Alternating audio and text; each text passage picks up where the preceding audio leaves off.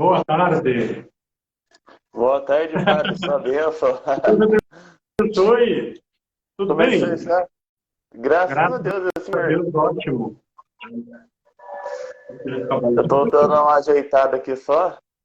Aham, A eu Nossa também. Senhora aparecer também. Aí, pronto. Tá me ouvindo bem? Eu estou ouvindo. O senhor está me ouvindo bem? Ouço bem também. Ouço bem, sim. Queremos já É que iniciar a você... nossa live, né? Hoje nós iremos tratar do assunto grandioso, né? Que é Isso. os fins últimos do homem. Queremos já invocar a Santíssima Virgem Maria, que venha desta manhã abençoar, né? Tudo aquilo que iremos aprender com o Padre Carlos. E agradecer já o dom da nossa vida, o dom da nossa saúde, o dom do nosso trabalho, tudo aquilo que temos que vem das mãos da bem-aventurada Virgem Maria. Em nome do Pai, do Filho e do Espírito Santo. Amém. Amém. Ave Maria, cheia de graça, o Senhor é convosco. Bendita sois vós entre as mulheres, e bendito é o fruto do vosso ventre, Jesus. Santa Maria, Mãe de Deus, rogai por nós, pecadores, agora e na hora de nossa morte. Amém. Vinde, Espírito Santo, enchei os corações dos vossos fiéis e acendei neles o fogo do vosso amor. Enviai o vosso Espírito, e tudo será criado, e renovareis a face da terra. Oremos. Ó Deus, que instruíste os corações dos vossos fiéis, com a luz do Espírito Santo, fazei que apreciemos retamente todas as coisas, segundo o mesmo Espírito, e gozemos sempre da sua divina consolação. Por Cristo, Senhor nosso. Amém. Em nome do Pai, do Filho e do Espírito Santo. Amém. Bom dia, Padre. Bom dia a todos que estão acompanhando a nossa live. Queremos saber um pouco. Acredito que muitas pessoas aqui conhecem já o senhor, né, pelo trabalho que o senhor está realizando aí na África, né? E, se eu não me engano, Isso. é meteoro, né, Padre? Metório. Meteoro, né? Metório. Isso. É. Então, eu queria que o senhor pudesse se apresentar um pouco para aqueles que ainda não conhecem, né? Se você pudesse falar um pouquinho do senhor. Claro, claro. Então, eu sou o padre Carlos Guimarães, eu sou padre diocesano, eu sou padre da Diocese de Mogi das Cruzes, né, aí no Alto Tietê. Sou padre há 7 anos, esse ano completo 8 anos de padre, e em janeiro eu cheguei aqui na África como missionário. Eu vim em nome do Regional Sul 1 da CNBB e vou permanecer aqui mais ou menos aí uns 2 anos como missionário aqui na África. Então, eu estou aqui na província de Cabo Delgado, no distrito de Ancoabe, e a sede administrativa de Metório. Então, podemos dizer que, mais ou menos comparando com o Brasil, né, seria o estado Cabo Delgado, a cidade seria Ancoabe, e o bairro que seria Metório. Então, Metório é um distrito aqui dessa localidade. Então, eu estou aqui desde janeiro, sou pároco de uma paróquia chamada Paróquia Cristo Rei. É uma paróquia com 54 comunidades, uma paróquia muito grande. Eu estou aqui trabalhando desde janeiro. Muito bom, Padre. Eu admiro muito o senhor, né? Eu já falei com o senhor, o trabalho do senhor, antes mesmo da África, né? Eu já postava as homilias do senhor e sentia muito, né? Que Deus falava comigo através da homilia do senhor. Então, eu sempre tive essa opinião. Com vocês. Uma alegria. E hoje então, nós queremos... aquele outro Instagram meu, inclusive, eu perdi o Instagram. Eu estou com o Instagram novo. Né? Tinha lá mais ou menos uns 6 mil seguidores, e aí eu acabei perdendo, houve um monte de situações. Eu fui assaltado aqui na África, depois eu conto essa história melhor. Eu fui assaltado aqui, e aí levaram o celular, e eu não tinha mais como recuperar a senha, era uma confusão. Eu acabei perdendo aquele Instagram, e comecei outro Instagram. Então, esse Instagram que eu tenho, ainda está no começo, com poucos seguidores, mas estou começando com um pouco trabalho de evangelização com esse Instagram. Então, já deixou o arroba para quem puder seguir o senhor já, né? Vai ficar salvo essa live. É o arroba É Padre Carlos 4, não é? Isso, eu acho que é isso. Eu não sei contar muito bem essas coisas. Eu acho que é isso, é Padre Carlos IV. É aquele nome que sugere e tal, acabou ficando assim. Mas Sim, se procurar o Padre Carlos Guimarães também, eu acredito que encontra. Padre sim. Carlos Guimarães. E hoje iremos falar, né, padre, dos novíssimos. Vamos Isso. começar pela questão do inferno, né? Eu já vou passar a palavra para o senhor, mas primeiro eu queria ler aqui o que São Tomás de Aquino vai dizer, né? Vamos trilhar o caminho hoje, começando pelo inferno, né? Depois o purgatório e, por fim, último, as notícias boas, que é o paraíso, né? O céu. São Tomás de Aquino vai dizer, né? Para que os santos possam desfrutar de sua beatitude e da graça de Deus mais abundante, lhes é permitido ver o sofrimento dos condenados no inferno. Já passo a palavra para o senhor ir destrinchando, né, essa questão da nossa fé. Na verdade, esse tema do céu, do purgatório e do inferno, eles têm uma ligação muito grande entre eles, né? Então, começando a falar do inferno, hoje, acho que a grande maioria das pessoas, até mesmo alguns teólogos e algumas pessoas mais avançadinhas, vamos dizer assim, acabam negando a existência do inferno. E isso é um mal muito grande, né?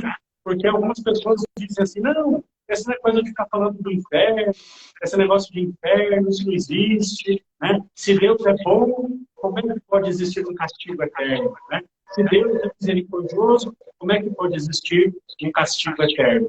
Bom, a primeira coisa que nós precisamos compreender é para que o inferno foi inventado. O inferno foi inventado para Satanás e seus anjos, né? Então, Deus, depois da desobediência dos anjos, o primeiro pecado foi dos anjos, a desobediência dos anjos. Né? Padre Paulo de Tarso costuma dizer assim, né? Pecado foi uma invenção angélica. Então, os anjos, primeiro pecaram, desobedecendo a Deus, se revoltando contra Deus, e aí Lúcifer, e depois o livro do Apocalipse vai dizer que ele arrastou uma terça parte das estrelas do céu. Então, o inferno, em primeiro lugar, é um lugar para os demônios. Mas depois da queda dos anjos, depois do pecado do homem, o inferno também se tornou um lugar de tormento para aqueles que se negam a servir a misericórdia de Deus. Né?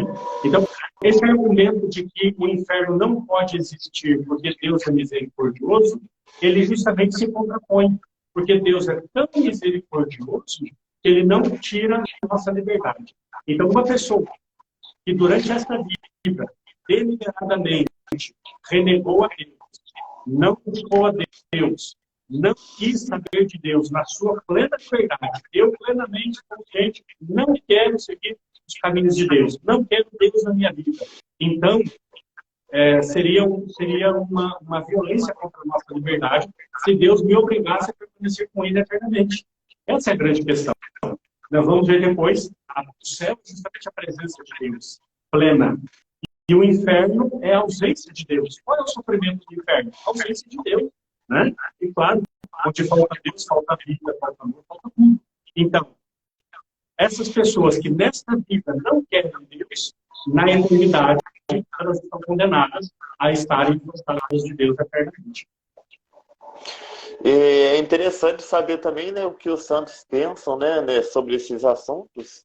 Eu citei aqui, peguei alguns livros aqui da biblioteca e vi, né, que a Santa Francisca Romana vai dizer, né, que as almas que estão nesse estado, né, não querendo, né, alarmar ou de forma a assustar, né, os fiéis católicos, mas, né, mostrar a realidade, né, das almas que são condenadas.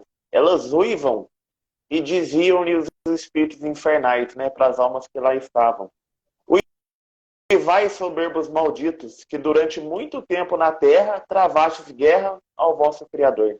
Tendes agora muita razão de vos desesperar, porque a vossa infelicidade nunca acabará. Né? Tem uma pintura também que vai dizer muito disso, né? Que na porta do inferno está lá, é a falta de esperança, né? E ali você entrou até a porta de entrada, não tem mais esperança, né? Então, não tem mais saída. Não tem mais saída, nunca mais, né? E ela vai trazer aqui 7, né, tormentos, né? Eu não vou falar todos, que é muito grande, mas 7 não são 9, na verdade. O primeiro, né, ela vai trazer das almas que lá caem, são os pecados, é o suplício que ultrajaram a natureza pelas impurezas, né? Colocamos aqui várias questões, né, não somente aquelas que conhecemos, né? Sabemos que o homossexualismo só o praticado que é o pecado, né? A pessoa de fato que não é pecado, né? Porque isso a igreja não condena, só os atos, né? Aí coloca aqui os suplícios dos usurários, aí ela traz aqui a terceira, suplício dos blasfemadores, né? Muitos ainda falam mal, né? Usam o nome de Nossa Senhora atrás de um palavrão, também é uma blasfêmia, né? O suplício dos traidores. Aí ela coloca que são várias, vamos colocar repartições, né? Suplício dos homicidas. Aí tem os apóstatas que abandonaram a fé católica por fraqueza, mas por corrupção. Aí a sétima é dos incestuosos, dos feiticeiros, dos excomungados. São as que Santa Francisca Romana vai trazer, né? Que são os tormentos. Os santos dizem que os tormentos do inferno são relacionados aos pecados que nos levaram ao inferno, só que multiplicado milhões de vezes. E eternamente, né? Então, eternamente você vai sofrer.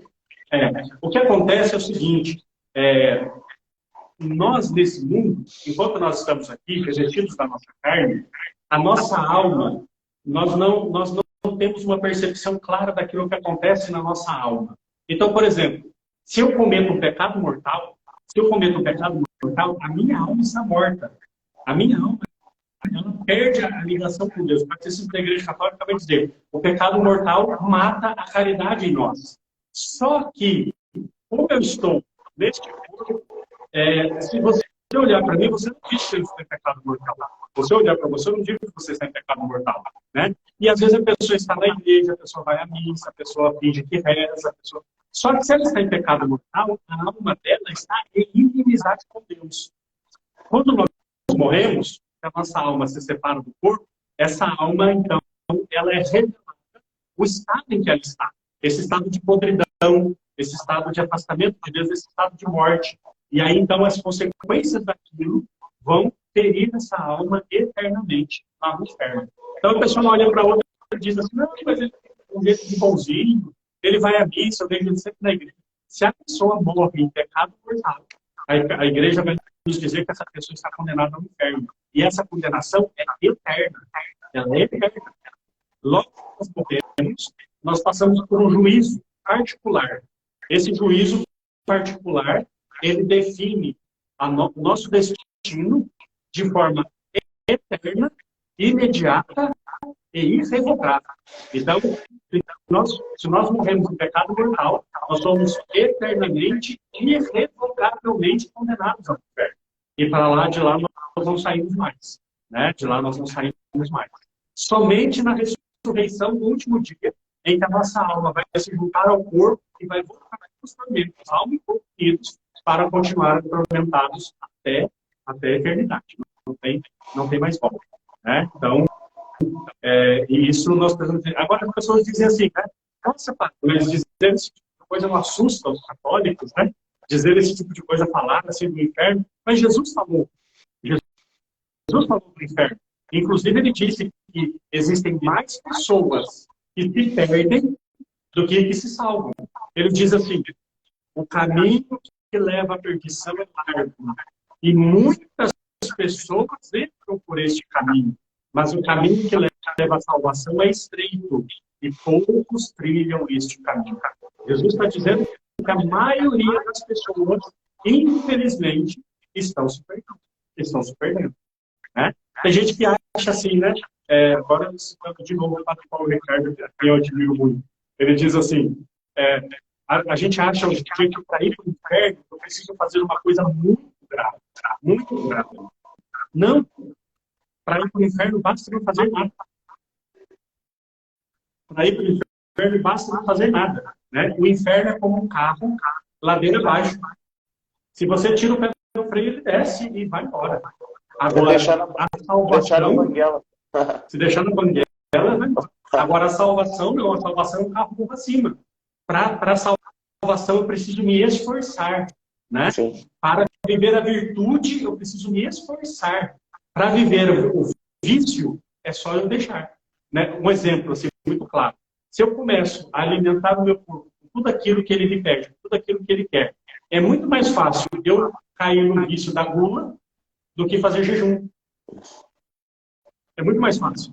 Né? Para eu cair no pecado da gula, basta começar a comer o que quero, na hora que quero, que gosto. Para o jejum, eu preciso de um esforço. Né? Então, é desse jeito. A virtude precisa de um esforço, mas o vício... Então, o inferno, ele é o lugar daqueles que não lutaram pelo céu. São Tomás de Aquino também vai dizer, né, padre? O senhor, aproveitando esse gancho que o senhor está falando sobre a questão da comida, uma pessoa muito menos controlará a castidade, né, a vida pura, se a pessoa não controlar aquilo que ela come. Se ela não controla aquilo que ela come, né, São Tomás de Aquino vai dizer que ela não vai conseguir controlar nem a castidade, porque é algo, não vai. Que ela tem, né, autodomínio, né? Sim, sim, estão intimamente ligadas as duas coisas, né? O apetite físico, o apetite sexual, o apetite da carne como um todo, né? Por isso que os grandes místicos, os grandes santos sempre recomendaram o jejum, né? E aí nós vemos nos dias de hoje, quando chega a época da quaresma, a gente escuta muito, né? Ai, é bobagem essa coisa de fazer jejum, é bobagem essa coisa de não comer chocolate, é bobagem essa coisa de não tomar refrigerante, né? Ai, a jejum de não falar mal da vida dos outros, mas falar mal da vida dos outros é pecado, você não pode fazer época nenhuma. E em determinados momentos é mortal, né, padre? Porque se falar mal é calúnia. É pecado mortal. É nosso testemunho, com certeza. Então, assim, nós precisamos retomar o sentido do porquê fazemos jejum. Nós fazemos jejum para ter controle sobre nós mesmos, sobre os nossos apetites, né? E se eu digo não a uma coisa que é lícita, por exemplo, eu vou dizer não ao chocolate, vou dizer não ao refrigerante, uma coisa que eu gosto, então eu vou criando um autodomínio para dizer não para as coisas que já não posso. Né? Quando chega uma tentação do pecado, eu tenho o mesmo autodomínio para dizer não para aquilo. Então, as duas coisas estão muito relacionadas. Padre, eu queria fazer uma pergunta para o senhor na questão da questão do pecado. O padre Paulo Ricardo, eu vi que o senhor citou ele 2 vezes, ele falou uma vez que o pecado dificilmente é entendido pelo seu ser humano por conta de o pecado foi criado por anjos, né? Então, lá no início, né, Lúcifer teve essa revolta contra Deus e tudo. Aconteceu a questão do pecado. O senhor acha que hoje em dia as pessoas não acham assim, não tem uma certa coerência na questão da gravidade do pecado por conta disso, delas não compreenderem que o pecado foi criado por um anjo decaído, né, que era um espírito puro, né, que depois foi rebelde, né? O senhor acredita que seja por isso que seja difícil hoje? Eu acho que tem alguns fatores, não tem alguns fatores, né? O ser humano como um todo, Paulo diz, o ser humano como um todo, ele tem essa dificuldade para compreender e até para enxergar o pecado, porque o pecado ele é feito pela alma, não pelo corpo. O que peca é a alma, né? O que peca é a alma. O padre sempre diz isso, até mesmo os pecados carnais, o que me leva ao pecado carnal é a vontade conduzida pela alma. Então, o que peca é a alma. Por isso é tão difícil nós vermos a questão do pecado. Mas o que hoje em dia as pessoas relativizam tanto o pecado é porque as pessoas relativizam quem é Deus. Essa é a grande questão. Porque se Deus é aquilo que eu quero que seja, e a grande maioria hoje dos nossos cristãos, até mesmo católicos, Deus é quem eu quero que seja. Ah, não, Jesus Cristo é bom. Jesus Cristo é bom. Ninguém duvida disso. Né? É óbvio que Jesus Cristo é bom. Mas o problema é que eu vou catando coisinhas da Sagrada Escritura e eu vou pegando aquilo que eu posso. Né? Não falar mal do próximo, tá bom, eu concordo que seja errado. Agora, pecado contra a castidade, se já está ultrapassado, isso é bobagem, virgindade é bobagem, então isso aqui, eu vou montando uma religião conforme o meu gosto. E nisso eu relativizo a gravidade do pecado. Depois da Revolução Francesa, depois do iluminismo, O homem se tornou o centro. O homem se tornou o centro. E esse é o maior problema da fé. O maior problema da fé. O homem se torna o centro. Vou contar uma história rapidinho, até um pouco engraçada. Eu estava na catedral lá em Mogi das Cruzes, onde eu gravava aqueles vídeos que você postava. Eu estava lá na catedral, pedi muitas confissões, uma vez veio uma pessoa revoltada e disse assim, eu estou brava com Deus. Eu estou brava com Deus. Eu disse, mas por quê? Não, porque eu pedi para ele curar o meu pai e ele não curou meu pai. Eu disse, mas agora é Deus que te obedece? Olha a mentalidade da pessoa. Eu perguntei, mas é Deus que tem que te obedecer? Ele tem que fazer o que você quer? Ou eu sou servo do Senhor? Ou eu conformo a minha vontade ao Senhor? Não. Hoje as nossas orações são para que Deus faça o que eu quero. Isso tem raiz protestante, mas isso também tem uma raiz muito grande na concepção iluminista de que o homem é o centro. Então Deus tem que fazer a minha vontade. E aí, então eu relativizo os valores, eu relativizo o pecado, eu relativizo a própria fé. E eu crio um Deus na minha cabeça, que na verdade não é um Deus verdadeiro. É muito interessante o senhor falar isso, porque a gente pode até se tornar um cristão mimado, né? Por conta de querer somente os milagres, as graças de Deus, e não querer ter muito, né, assim, influência naquilo que é para viver, né? Vivenciar da fé. Que são Compromisso, né? Isso, os desapegos, né? Tanto de materiais como, né, daquilo que a gente está acostumado na nossa miséria, né? Viver. E para finalizar esse assunto, né? Eu queria fazer só a citação do inferno que São Leonardo de Porto Maurício vem trazer, né? Ele vem trazer aqui a parte do Evangelho de Mateus 21:41. Ele fala assim: há um inferno e um inferno que não terminará jamais, e há pecados no mundo. Ele deu até ênfase. E a penitência está banida no mundo. Há um inferno e um inferno que não acabará jamais. E há cristãos que correm para o inferno. Grande Deus, que extravagância. Criastes o inferno para afastar o homem do pecado. E sabe-se que existe este inferno. Crê-se nele e, apesar de tudo isso, enche-se todos os dias de pecadores. Assim, não basta uma eternidade de penas para impedir-nos de precipitarmos com os olhos abertos neste abismo imenso. Essa é a palavra de São Leonardo de Porto Maurício, né? Fechando tudo isso que nós estamos conversando sobre essa questão do maior número, né, daqueles que se perdem por conta do pecado. Pecado. Só uma coisa que as pessoas às vezes dizem assim, né? Ah, mas não é bom ficar falando do inferno. Nossa Senhora, quando apareceu em Fátima, mostrou o inferno para 3 crianças. E hoje nós temos um mimimi tão grande, né? Ah, não pode falar de inferno, não pode falar. Nossa Senhora, para alertar o mundo de que o inferno existe, para nós não irmos para lá, mostrou o inferno para 3 crianças. E depois que elas viram o inferno, elas diziam, eu queria que todos um dia vissem o inferno para nunca mais ir para lá. E a partir daquele momento viver uma vida de penitência e de oração para não irem para lá. Então, o inferno precisa sim estar nas nossas pregações, estar nas nossas reflexões. Sim. Padre, agora vamos pular para o purgatório, que é essa questão. Vamos. Só como introdução, esse aqui eu até recomendo esse livro aqui, ó. Esse livro aqui é Pensamentos, o Espírito de São Francisco de Sales. Ele vai trazer é fantástico. Esse é fantástico, é da editora Santa Cruz. Ele vai dizer, como introdução, né, do purgatório.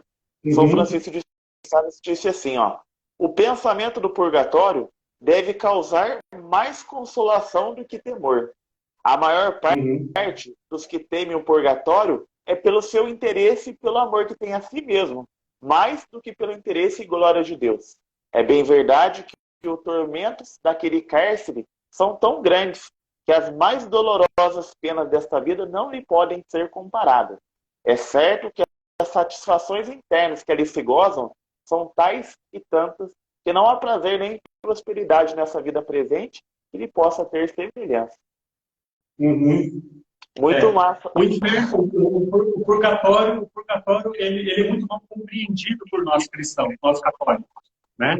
Primeiro que o purgatório é da fé católica e os protestantes não acreditam, né? E o argumento deles é falho, o argumento deles é na Bíblia não fala do purgatório. Isso é bobagem, porque a sola escritura é uma heresia condenada pela igreja. Então, essa coisa de que mostra na Bíblia onde está, isso é bobagem pura. Né? É bobagem pura. Então, não caiam, católicos, não caiam nessa. Tá bom? Do evangelho chegar para você e dizer assim, mostra na Bíblia onde está. Você diz para ele, quem disse que tem que estar na Bíblia? Bom, está na tradição da igreja, está no magistério da igreja. Né? É claro que está na Bíblia, sim, mas de forma subentendida, de forma subliminar, onde a igreja faz a sua interpretação. Então, vamos lá. Se o inferno não tem porta de saída, o purgatório tem. Graças a Deus, o purgatório tem porta de saída. Né? Qual é a porta de saída do purgatório? Veja bem, isso é muito importante para nós. A porta de saída do purgatório é só uma. A pessoa do purgatório ela só pode ir para o céu. Tá? Então, a pessoa, quando ela morre, ela imediatamente é julgada. Se a pessoa é condenada, ela vai para o inferno. Se a pessoa está salva, ela tem duas possibilidades. Ou ela vai direto para o céu, o que são casos bastante raros, né? São Francisco de Assis, Santa Teresinha do Menino Jesus, São João da Cruz, grandes santos, direto para o céu. E nós, se formos salvos, vamos ao purgatório. Então, o purgatório é lugar de pessoas salvas. Isso é muito importante, porque tem gente que diz assim, né? Nós estamos rezando pelas almas do purgatório para que elas sejam salvas. Não, está errado. A pessoa que está no purgatório está salva.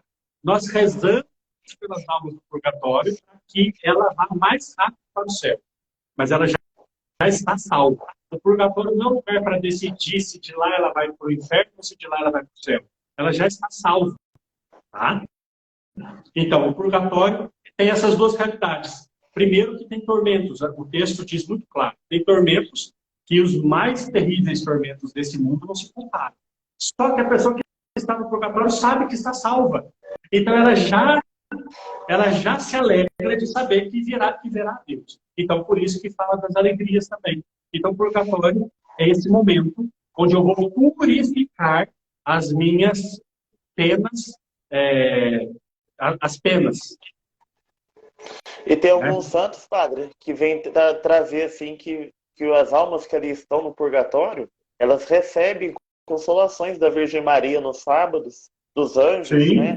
Eles vêm visitar aquelas almas, então quer presença maior, né, consoladora aquilo. Imagina. Que um dia depois quando as almas que ali estão alcançarem a igreja triunfante, né, elas vão ver isso por toda a eternidade. Por toda a eternidade. Sim, ali o purgatório é esse momento, onde a pessoa está purificando. Então, do que a pessoa purifica no purgatório? A pessoa purifica das consequências do pecado, certo? Então, por exemplo, uma pessoa que comete um pecado nesta vida, este pecado, ele tem uma consequência, né? Então, quando eu confesso o pecado, eu apago a culpa. Eu não tenho mais a culpa daquele pecado. A culpa, ela é paga pelo sacramento da confissão, ou pelo batismo, né? Primeiro, claro. Mas a consequência do pecado, depois do batismo, a consequência do pecado permanece. Isso se chama pena. Então, por exemplo, eu acabei de me confessar e morro. Foi direto para o céu. Não, porque os meus pecados cometidos têm consequências e eu tenho que pagar as consequências desse pecado, né? Um exemplo, assim, muito rápido para nós entendermos. Se eu falo mal de uma pessoa, certo? Eu falei mal de uma pessoa. Nós acabamos de dizer que é um pecado mortal. Né? É um pecado mortal. Eu vou e eu peço perdão para aquela pessoa e eu me confesso desse pecado. A culpa está apagada, eu não tenho mais culpa. Mas a consequência que isso vai causar na vida da pessoa para quem eu falei, entendeu? As consequências desse pecado ainda continuam. Então eu tenho que pagar as consequências desse pecado. Quando eu morro, eu estou em estado de graça. Eu não tenho pecado mortal. Eu estou com a minha confissão em dia. Mas eu vou para o purgatório para purificar essas consequências do pecado. que ainda têm que... Isso é Padre, purgatório. eu tenho um exemplo aqui, que eu marquei aqui, é um pequeno exemplo. Aham. Santa Madalena de Paz. Ela vai dizer que ela perdeu um irmão, né? E ela viu ele no sofrimento no purgatório, em meio de Uhum. grandes sofrimentos, né? Porque lá também o sofrimento, pela justiça de Deus, né, vai purificando, né? Como fosse um diamante Sim, modelado, né?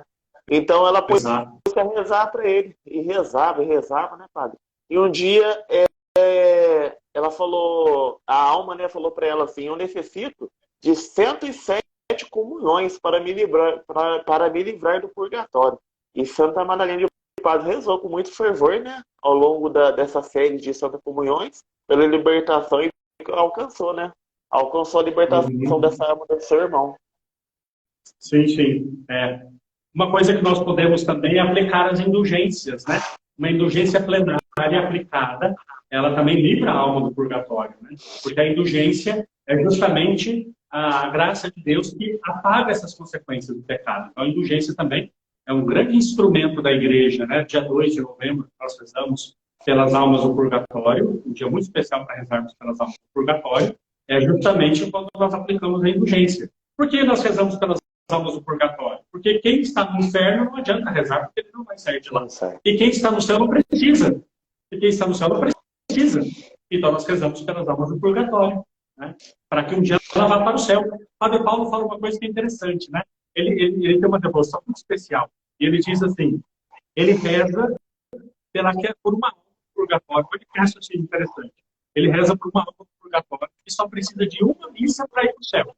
E ele reza aquela missa. Então, imediatamente ele tem uma alma no céu intercedendo por ele, porque aquela alma vai ser eternamente agradecida por aquela missa que ele rezou. Então, nós rezamos pelas almas do purgatório, para que quando elas forem para o céu, interceda por nós. Então, essa é a tríplice igreja, né? A triunfante, a padecente e a militante. Uma rezando pela outra. Padre, eu li aquela questão do livro do professor Felipe Aquino sobre o É, purgatório, e uma das questões que ele trata no livro é a seguinte: que as almas que ali estão, elas já não podem mais pecar, né? Porque elas estão ali no estado que morreram, elas estagnaram, né? No estado de graça que elas morreram. E naquilo que o exatamente. senhor falou, né? Que elas precisam se purificar, ninguém quer se parecer sujo, né? Na presença de Deus. Mesmo Uhum. se ela tivesse essa possibilidade de poder entrar no céu naquele momento, elas não entrariam, porque elas querem, né, de fato, estarem limpas, puras, né, diante de Deus. E uma das questões Isso que ele trata é a mesmo. seguinte: que após, né, a alma que ali está, elas podem fazer muito mais por nós, aqui da igreja, né, militante, que a gente por elas.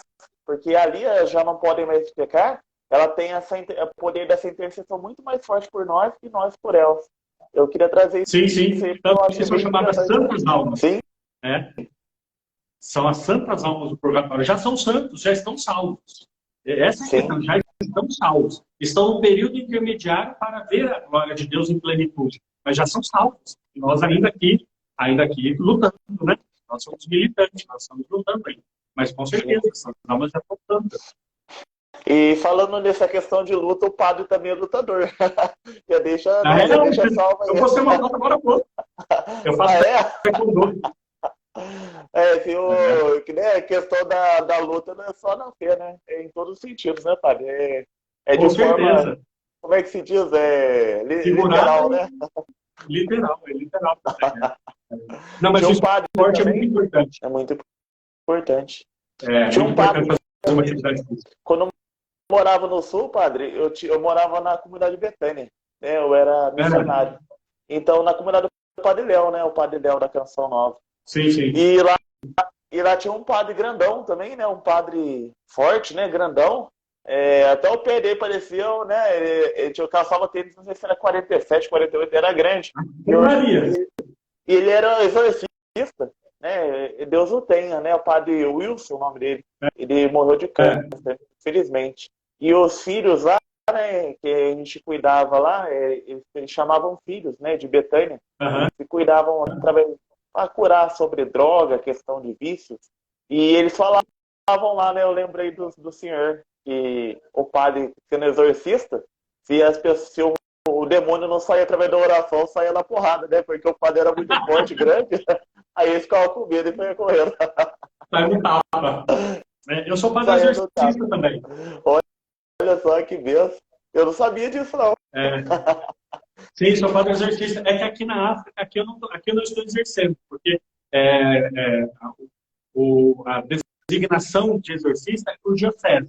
Então, em Mogi das Cruzes, eu era padre exorcista da diocese. Isso me nomeou padre exorcista. Eu fiz um curso com a Associação Internacional de Exorcistas, e aí o bispo me nomeou e eu exercia o ministério de exorcista na diocese de Mogi das Cruzes. Aqui, o bispo não me nomeou, então, aqui eu não sou nada.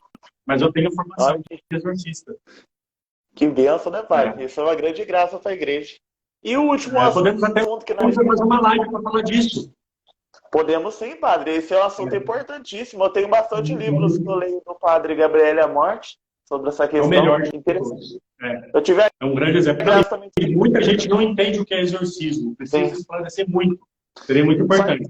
Seria muito bom. Saiu até um filme, padre, não sei se você ficou sabendo, aí do padre Gabriel Amorte, fantasiando tudo a questão do exorcismo. Até postei aqui na página, trazendo a questão como fosse uma fantasia. Eu ainda não consegui assistir. Mas que pena, né? Eles fantasiaram tudo, todas as questões, né? Levaram para o lado cinematográfico. É uma pena. É muito difícil um filme de exorcismo não ser levado para esse lado. Porque é um tema que puxa muito o sensacionalismo, né? Precisa ter gritos, precisa ter coisas assim. E algumas coisas que acontecem no exorcismo são invisíveis. Então, o cinema tem que trazer essa coisa e acaba exagerando, né? Fica uma coisa muito, muito forçada. É difícil fazer um filme fiel mesmo. Tá chegando uma pergunta aqui, ó. Sua bênção, padre, quer dizer almas benditas? Acho que quis dizer o que é dizer almas benditas? Bom, tem duas coisas, né? Tem duas coisas. Almas benditas são almas salvas, são almas santas. Só que tem aquela devoção, né? Das 13 almas benditas, sabidas, entendidas, que aquilo não tem nada de católico, aquilo não é católico, e aquilo lá é uma bobagem pura, né? Então, se for por causa daquilo, não é nada. Agora, o termo literal, almas benditas, bendito quer dizer abençoado, ou seja, almas salvas, né? São santos são almas benditas. Amém, padre. E agora nós vamos tratar do assunto maravilhoso, que é o paraíso, né? O céu. Essa é o assunto para falar mais tempo, né? Porque é aquilo que a gente anseia, né? A gente vive, né? É a beatitude. É a beatitude. Então, muitos santos, né? Gozaram. Eu vi um vídeo hoje que eu achei engraçado, um padre que fala de forma engraçada, ele dizendo assim, né? Quem aqui nesse mundo não gosta de santo, quando chegar no céu vai se surpreender, porque o céu está cheio de santo, né? Até o céu está cheio de santo. Aliás, todos os que estão no céu são santos. Essa é a questão, né? A pessoa acha que santo é quem foi canonizado pela igreja. E está errado isso. Santo é quem está no céu. Né? Na verdade, São Paulo chamava nós aqui, quem está em estado de graça, aqui neste mundo, é santo. Né? Quem é batizado e está em estado de graça é santo. Mas no céu, isso já está de forma plena. Né? Inclusive, tem um feriado que nós celebramos, e celebramos muito errado. Uma festa da igreja que nós distorcemos. Nós perdemos o sentido, que é a festa de todos os santos.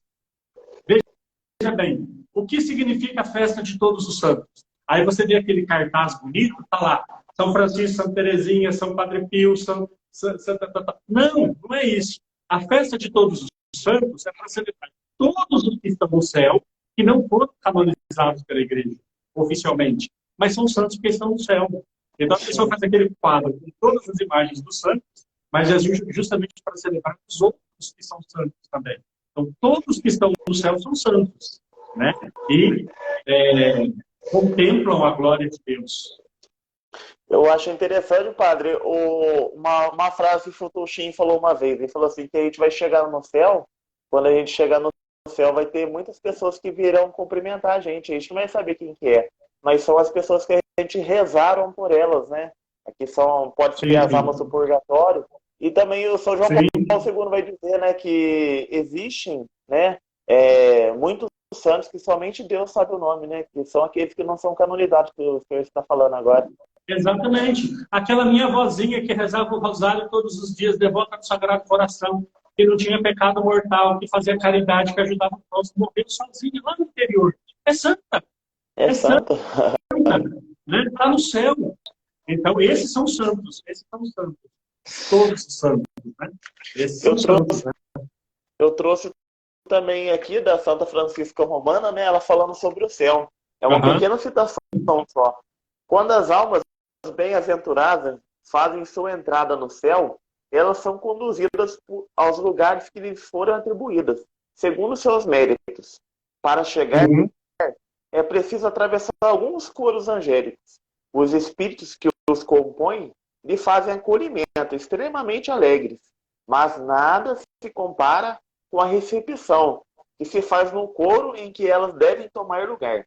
Não somente da parte dos anjos, aos quais elas são associadas, demonstrações de alegria e amizade para com elas, cânticos de louvor e de bênçãos para agradecer a Deus pela sua felicidade. Mas esse regozijo dura muito mais tempo nestes coros que nos outros. Achei interessantíssimo para trazer essa parte, porque dá para a gente já imaginar, né? O que será, né? Quando a gente chegar no céu, como será? Essa é a nossa entrada. É uma festa. Agora, uma coisa que as pessoas não sabem ou não se atentam. No céu não é todo mundo igual. No céu não é todo mundo igual. O céu tem hierarquia. Sim. No céu tem hierarquia. Primeiro, a Virgem Santíssima. Que está muito acima de todos os anjos e todos os santos juntos. Ela está lá em cima. Depois São José. Depois os apóstolos, os mártires do céu, uma honra imensa, né? E aí a pessoa diz assim, não, é tudo igual. Como é tudo igual? Como é que eu vou querer me comparar com São Francisco de Assis? Entende? Como é que eu vou me comparar com Santa Teresinha do Menino Jesus, que nunca cometeu um pecado mortal na vida? Santa Teresinha do Menino Jesus teve o testemunho do confessor dela. Ela nunca confessou um pecado mortal. Ela nunca cometeu um pecado mortal na vida. E vivia penitências duríssimas. Então, assim, o céu tem hierarquia. E aí entram esses coros, que fala, né? O coro das virgens, o coro dos apóstolos, o coro dos mártires, o coro dos confessores, e assim por diante. Então, o céu tem glórias distintas. Por que os santos eles têm esse poder de intercessão diante de Deus? Porque aquilo que fizeram. Agora imagina, Santa Teresinha do Menino Jesus nunca cometeu um pecado mortal. E as penitências que ela fazia, as graças acumuladas das penitências que ela fazia, que ela não precisava purificar dos próprios pecados, estava acumulado diante de Deus, pedindo graças para as outras pessoas. O amor que São Francisco de Assis amava a Deus, né? Então, isso está diante de Deus como graça para interceder por mim, que sou aqui, e na situação que esteja. Então, no céu também tem essa diferença. E essa pureza de Santa Teresinha é extraordinária, né, padre? Diz a história que um dia ela sonhou que comeu um pedaço de torta maior, né? No sonho, e acordou chorando.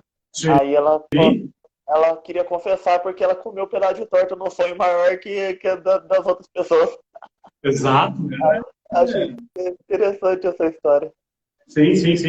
Extraordinária, né? E os grandes santos de sétima morada, né? São João da Cruz, São Francisco de Assis, Santa Teresa d'Ávila, os grandes santos de sétima morada, esses têm uma glória no céu muito maior. Tem uma história que diz, não sei se é verdade, mas eu gosto muito e gostaria que fosse, que aqui, o trono que Lúcifer perdeu pelo orgulho, São Francisco de Assis recebeu por humildade. Olha, essa eu ele não é sabia chamado não. como seráfico, né? Ele tinha uma pureza seráfica, então ele está no coro dos serafins. Olha só, que grande. Então o céu tem também, o céu tem hierarquia de glória, né? Hierarquia de glória. Sim. O padre Paulo Ricardo, ele fala muito sobre isso, essas questões da glória, né? as Sim, glórias, né? Não pelas virtudes somente, mas por aquilo que você está buscando, né? Essa vida íntima, né? De sétima morada, essa glória no céu vai uhum. ser maior, né? Que é a diferenciação, né? Dessa hierarquia. Chegou uma pergunta ali, Exatamente. padre, da É, Elisete. Eu rezo pela alma da minha mãe. Ela viveu uma vida de santidade aqui na Terra. Posso pedir a intercessão dela? pode, claro que pode. Pode sim, pode pedir. Na verdade, veja bem, como é que um santo é canonizado? Quando ele ainda não é santo, as pessoas pedem a intercessão dele e através da intercessão dele acontece um milagre. Esse milagre é comprovado pela igreja e aí a pessoa é canonizada. Então, sim, deve pedir a intercessão. Muito bem. E para finalizar, padre, tem uma passagem aqui, né, que o São Leonardo de Porto Maurício trouxe para expressar a alegria do paraíso, né? E o Uhum. rosto está em Mateus 17, versículo 2 a 4. E o rosto de Jesus resplandeceu como o sol, e os seus vestidos tornaram-se brancos como a neve. Senhor, é bem que fiquemos aqui. Ele traz uma pequena reflexão. O povo fez bem em ficar junto da montanha e deixar Pedro, Tiago e João acompanharem sozinhos o Salvador até o cume. Nem todos podem fixar o sol, nem ficar deslumbrados pelos seus esplendores. A glória de que o Evangelho deste dia nos mostra um reflexo na transfiguração de Nosso Senhor. Na verdade, se há um assunto sobre o qual quanto mais se fala e menos se diz, é sobre o paraíso. Achei interessante É. trazer esse trechinho, Sim, porque, sim, né, sim. Muito traz, bonito. traz tudo aquilo que a gente está conversando, né, padre? Sobre o É céu. verdade. Essa visão beatífica. Uma pessoa colocou aqui uma coisa interessante, ó. Padre Paulo Ricardo é devotíssimo de Santa Teresinha do Menino Jesus. Realmente, Padre Paulo é muito devoto. Tem uma história bonita lá no site dele, tem testemunho dele, que ele não gostava muito de Santa Teresinha, parecia que era uma santa meio frágilzinha, até meio bobinha. Ele tem uma história de conversão na vida pessoal dele com Santa Teresinha, que é muito bonita. Realmente, ele é muito devoto. Santa Teresinha também falou para Jesus, né? Se eu for para o inferno, lá eu vou continuar te amando. Aí Jesus falou para ela, né? Se não existisse o céu, eu faria só para você. Eu faria um só para você. É o É amor, assim, de demais. uma forma plena, plena, plena. Santa Teresinha ela é padroeira dos missionários, sem nunca ter saído do convento, de tanto que ela rezava pelas missões, né? Então, era minha padroeira, porque eu sou missionário, então era minha padroeira também. Eu sou muito devoto de São Francisco de Assis. É o meu santo mesmo, assim, grande modelo para mim é São Francisco de Assis. Mas, claro, todos os santos de sétima morada são modelos para nós, né? Sim. Eu tenho uma intimidade, padre. Eu não sei se o senhor sabe, mas com São João Maria Vianney. Olha que São João Maria lindo Vianney, também. São Felipe Neri. Nossa, eu tenho assim uma, sabe, por saber da história dessa questão da penitência, né, desse amor a Sim, Deus. sim. Até esse dia eu postei, né, que São João Maria Vianney estava de joelhos, né, quando ele chegou a Ars, estava tudo, né, transtornado, a vida de pecado. E ele, naquele chão gelado, né, daquela cidade fria de Ars, ele chorava ali e formava uma pocinha, né, Uhum. de lágrimas, pedindo para Deus converter, né, a Ars. Então, né, por Sim, sim. saber dessas coisas, e eu, entre outras, eu fui me apaixonando e, né, e sempre peço a intercessão dele. São João Maria Vianney é um santo tão poderoso que o diabo apareceu uma vez para ele e disse que se existissem 10 padres como ele no mundo, o reino dele, de Satanás, estaria destruído. Essa aí também eu não tinha Ele era ouvido ainda não. É, Satanás apareceu para ele, ele era exorcista também, e Satanás apareceu para ele uma vez e disse: se tivessem 10 padres como você, o meu reino estaria destruído. Como faz falta, né, um São João Maria Vianney, né, nesses Faz, nossos tempos. É, faz muita falta. Queria agradecer ao senhor, né, pela sua disponibilidade. O senhor está tão longe, mas mesmo assim, né, encarecidamente tomou, né, aceitou esse convite. Espero que seja É, o primeiro de muitos, né, porque o senhor é uma bênção, né. Eu já se falei isso Deus para o senhor, quiser. se Eu Deus fico quiser. muito feliz pelo convite também, agradeço abrir esse espaço para eu falar também e quem sabe até as pessoas que estejam vendo conhecer um pouquinho mais sobre a missão aqui, tem pessoas ajudando, né, a minha missão aqui em Moçambique. Aqui eu tenho um trabalho com as crianças, algumas pessoas enviam ajuda para eu comprar alguma coisa para as crianças aqui comerem. Então, se quiser entrar lá no meu Instagram, dar uma olhada, entrar em contato comigo, também será muito bem-vindo. Muito obrigado por esse espaço, por essa conversa tão boa. E vai deixar o arroba do padre, é Padre Carlos Guimarães. Guimarães. Eu acho que tá no Instagram, tá Padre Carlos 4, Isso. que é o arroba, né, que estava disponível. Isso. Mas você acha também que é Padre Carlos Guimarães. Aí se você puder, né, contribuir com essa ajuda generosa, né, são mais de 100 crianças, né, padre? Mais de 100 crianças todos os dias. Até espreguei, não tem nenhuma me chamou agora ainda, porque eu tenho só chamando aqui na porta. Eu dou uma bolacha, alguma coisinha para eles, na medida do que eu posso. E o padre ajuda, né, com pacote de bolacha, né, qualquer doação, né, eu vou deixar o Pix também, né, salvo nos stories, e qualquer ajudinha já é bem-vinda, porque são bastante crianças, né, a missão do padre é grande e vai estar ajudando. Isso. Né? Eu queria pedir a bênção. Muito obrigado, muito obrigado. Sim, vou dar a bênção e mais uma vez obrigado e que seja a primeira de muitas, se Deus quiser. Se Deus quiser. O Senhor esteja convosco. Ele está no meio de nós. Por intercessão da bem-aventurada Virgem Maria, de todos os anjos e santos, abençoe-vos o Deus Todo-Poderoso, Pai, Filho e Espírito Santo. Amém. Amém. Salve Maria Imaculada. Muito obrigado. Salve Maria. Que viva Cristo. Um abraço. Cristo Rei. Tchau, tchau. Abraço, Padre. Um abraço. Fique com Deus. Amém.